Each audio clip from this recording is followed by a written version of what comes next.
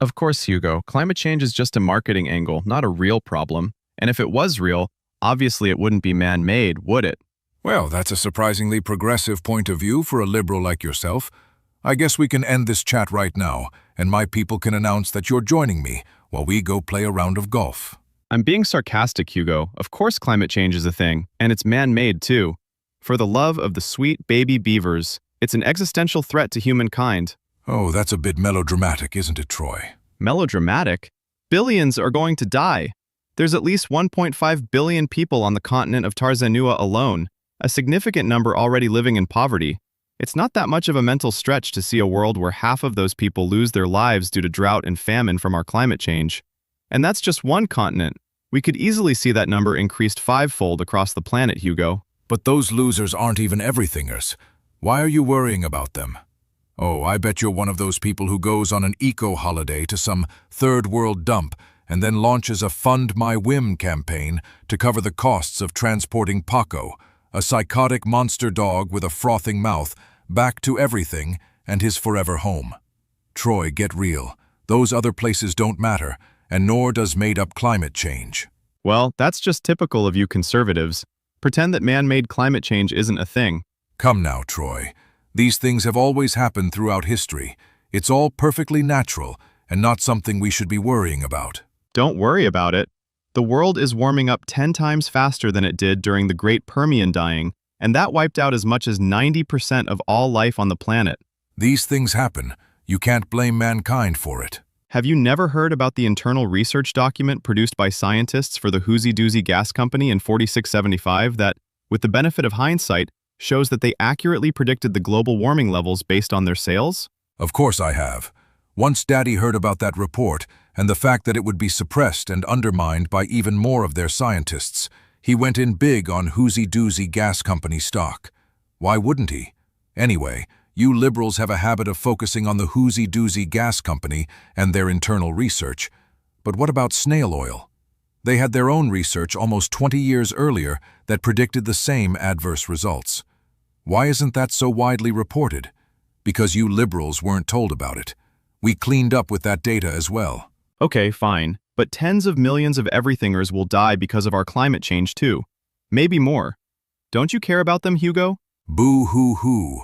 Thirst, starvation, and societal destruction. Why didn't they buy snail oil stock or Whoozy Doozy Gas Company stock? They'd be loaded right now and could survive the worst that climate change can throw at us, along with the rest of we the people. And you're missing the obvious point, Troy. We're all going to die. Even me. I survived 4 assassination attempts last week alone. Do you think this plaster on the tip of my nose is a fashion statement? Actually, I thought maybe you were a Sadman Pants fan.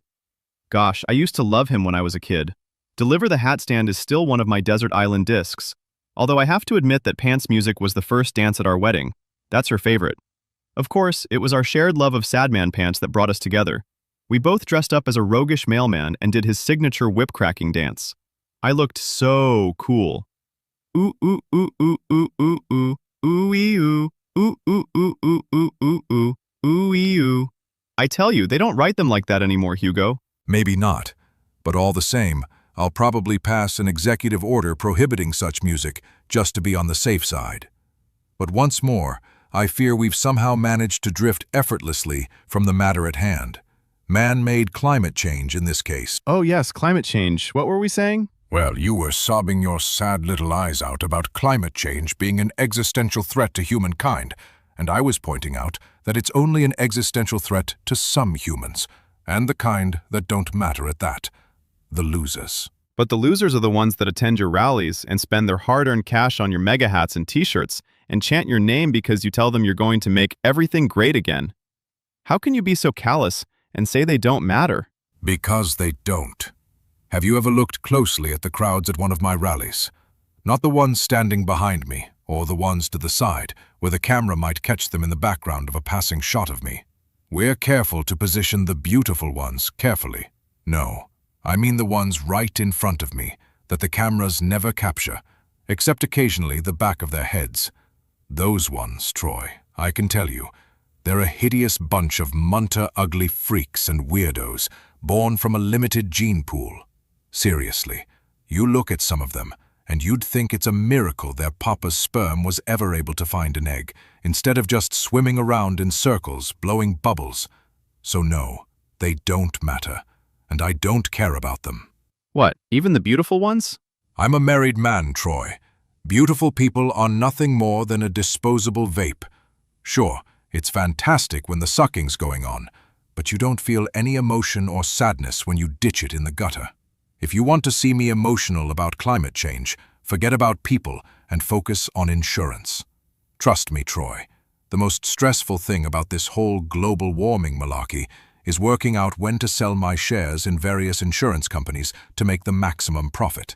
Over the next few decades, there's going to be a delicious bump in profits, as the losers who can afford it will spend more money for insurance, even as premiums rise, in the desperate hope that they can maintain their standard of living through the next catastrophe. But premiums will rise, and fewer people will bother with insurance, as once-in-a-century floods or fires or tornadoes start repeating every few years. The holy grail for we the people is to get our money out right before the companies all collapse after one disaster too many, and it turns out the money needed to put everything right has disappeared into the gilded wallets of people like me who can afford not to need insurance. You see, Troy, we the people don't worry about climate change because it can't hurt us. We'll always be able to afford to buy homes in the places around the world where the weather isn't laying waste to everything. And we'll probably buy plane tickets for those we displace to fly back to everything so they can struggle to stay alive with the losers that we leave behind. Do you know the definition of a crime against humanity, Troy? Funnily enough, this came up in the pub quiz last night. 6, yes, there are 6 species of sloth in the world. Right. Was there possibly also a question in the pub quiz last night that required you to know how many different species of sloths there are in the world? By the power of Grayskull, yes, there was, Hugo. How on earth did you know that? It was the lead story on Doc's News this morning. By any chance, was there also a question about, I don't know, maybe the definition of crimes against humanity? Fudge me, Hugo. This is getting really rather uncanny now. Yes, there was. Is there a mirror behind me? Yes, that's right, a mirror. And what was the answer to the crimes against humanity question? Please. Well, we thought it was chocolate-covered peanuts, and we actually kicked up quite a fuss, because the quizmaster wouldn't give us that, not even a half point for being close. Really? So what did the quizmaster think the answer was, pray tell? Well, that utter simpleton seemed to think the answer was a deliberate act, typically as part of a systematic campaign, that causes human suffering or death on a large scale. And he wouldn't give us a half point for chocolate-covered peanuts. What a complete bar steward. A complete bar steward indeed. But don't worry, Troy. When I'm first best guy, I'll have him stuffed and mounted, and you can use him as a hat stand in the second best guy's office. Now, I asked about crimes against humanity because you seem surprised that I should feel such complete and utter contempt for the losers. You have to understand that if you're going to join we the people, you need to focus 100% on getting what you want, no matter the cost to the losers. More than 50 years ago, the leaders of the world's petroleum companies realized that the product they were selling had already started to change the world's climate, and that if they continued to sell it, potentially billions of human lives would be lost. What did they do? Did they warn the world and use their vast financial reserves to start working on creating new ways to create and use energy, and so save the world and all its inhabitants? No, of course they didn't. Despite the fact that continuing to sell oil clearly constituted a crime against humanity, they continued selling oil because that was the easiest way for them to continue to make vast amounts of money. And what devastating punishments were handed down to them? Smacky bottoms all around? An interesting and, if I might be so bold as to venture, eccentric guess given the globally devastating consequences of their actions. But no, surprisingly, not even smacky bottoms all round. In fact, their only punishment has been ever-increasing immense wealth and power. So I don't imagine they'll be doing that again in a hurry. No, probably no need to. Oh, the wonder of we the people's next-level conspicuous consumption. The greater the waste, the greater our status. I said before that money is just a way of keeping score. Well, the amount that we can afford to waste is yet another way of keeping score. the more that we can afford to waste, the greater we are. And we're literally wasting an entire planet. We're the greatest generation history has ever seen. But hang on a second, Hugo. Here's what I don't understand.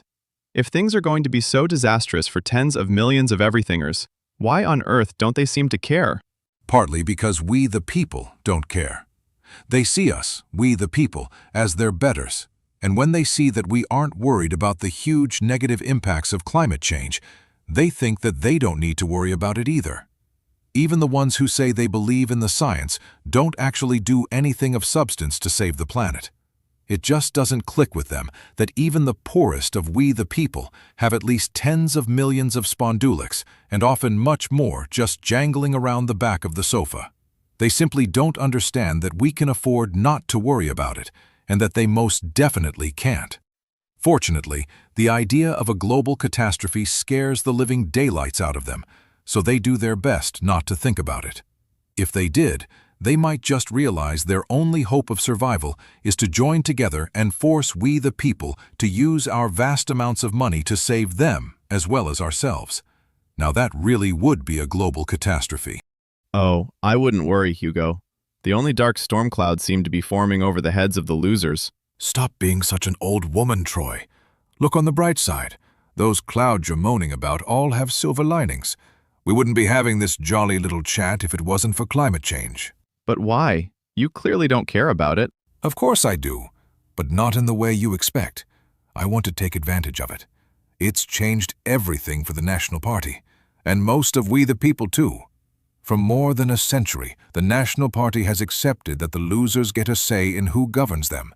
Even in the decades after the Second Wop-Off War, when the government enacted various social security programs, subsidized healthcare and housing, and established a program of food stamps. All of these initiatives at the expense of we the people. But the National Party and the wealthy accepted them, even as they trampled over our myth that everything has a unique and proud heritage of rugged individualism. Climate change, though, has scared the wealthy sheepless. Subsidizing a bit of healthcare and food stamps is one thing, but the costs of preventing climate change is on a completely different level. As I said, we the people can never accept our wealth being used to save losers from the climate catastrophe.